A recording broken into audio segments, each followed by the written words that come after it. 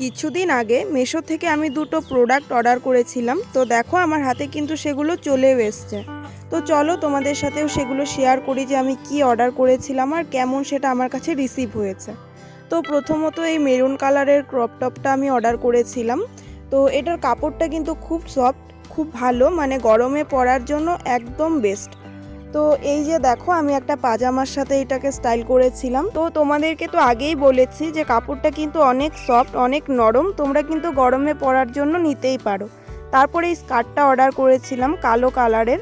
তো এটা কিন্তু এক পাশ থেকে পুরোটাই ওপেন, মানে বাটন দেওয়া আছে। তো এটা আমি রিসিভ করি, আর রিসিভ করে যখন আমি ওপেন করি তো মানে কি বলবো, এতটা হতাশ হয়েছিলাম। এই যে কারণটা হচ্ছে উপরের দেখো একটা বাটন কিন্তু ছেঁড়া, মানে ওখানে ছিলই না আর কি। তো কি আর করার, সেটাকে কিন্তু পরে আমি রিটার্ন করে দিই। তো দেখা হচ্ছে তোমাদের সাথে নতুন আরেকটা ভিডিওতে। আজকের জন্য বাই।